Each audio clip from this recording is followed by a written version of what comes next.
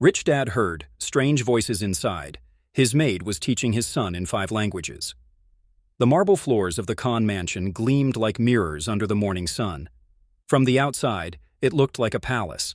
Columns as tall as palm trees, glass walls that reflected the sprawling lawns, and a driveway filled with the latest luxury cars. Inside, however, there was silence. Silence, except for the faint murmur of voices drifting from the study. Imran Khan, one of the wealthiest businessmen in Karachi, paused mid-step as he caught the sound. At first, he thought his 8-year-old son, Ayan, had left the television on. But as he listened closely, his sharp ears caught something else. Strange rhythms, tones, and words he did not recognize. Frowning, Imran walked toward the study. The door was slightly ajar. He pushed it gently, and his eyes widened at the sight before him. There, sitting cross-legged on the plush rug, was his maid, Zoya. Her simple shalwar kameez contrasted sharply against the leather-bound bookshelves and expensive furniture. Ayan sat in front of her, his eyes glowing with excitement as he repeated after her. But what struck Imran most was not the scene, it was the words. "Bonjour, papa est parti au travail," Ayan said, his little tongue carefully rolling the French syllables. "Sehr gut, Ayan," Zoya clapped softly, her smile warm. "That's German for very good." Imran froze. French? German? Before he could process, Zoya switched again, her voice melodic. "Ahora repiti. Buenos dias, ¿cómo estás?" "Buenos dias, ¿cómo estás?"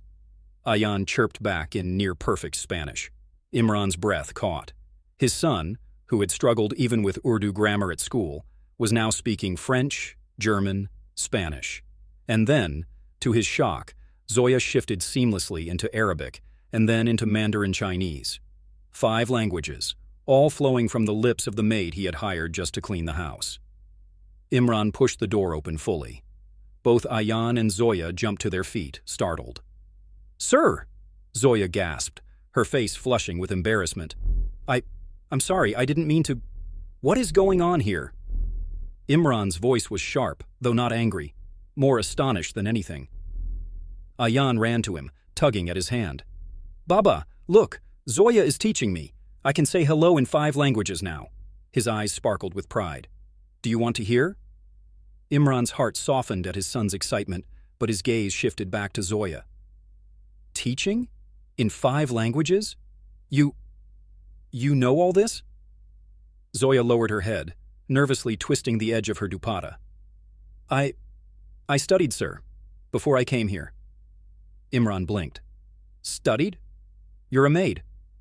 She looked down, shame flickering in her eyes. "Yes, sir. Life.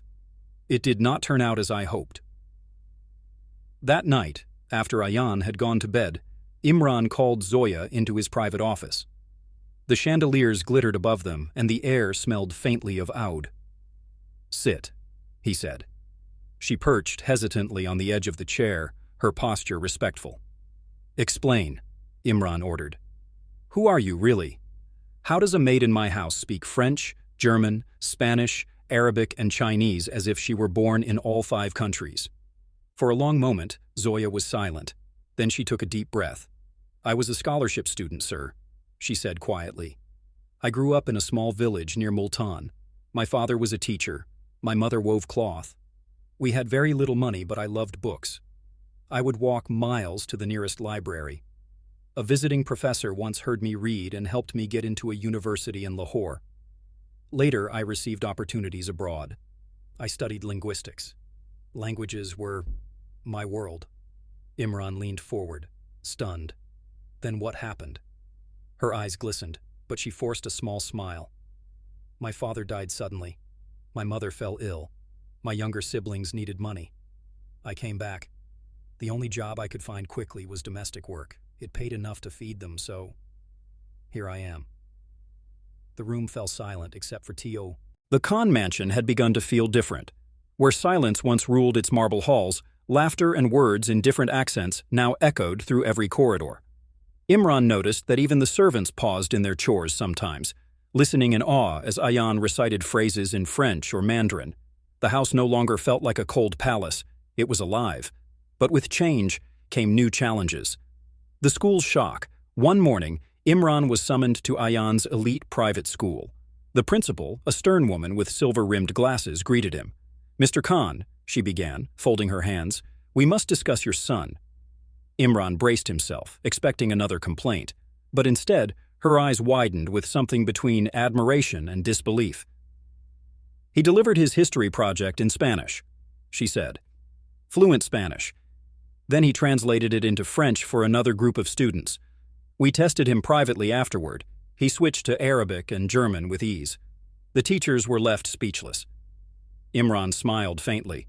"So, is this a problem?" The principal blinked. "Problem? No, this is extraordinary. But we must ask, who has been teaching him? We don't have such resources here." Imran leaned back, pride glimmering in his eyes. "His tutor. At home." The principal hesitated. "Mr. Khan, forgive my boldness, but you should consider entering Ayan into international competitions.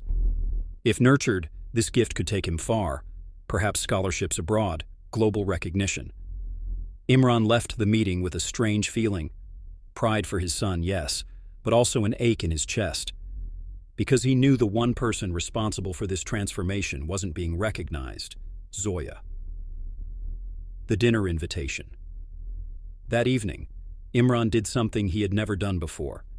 He invited Zoya to dine with him and Ayan at the Grand Oak dining table. She froze at the invitation.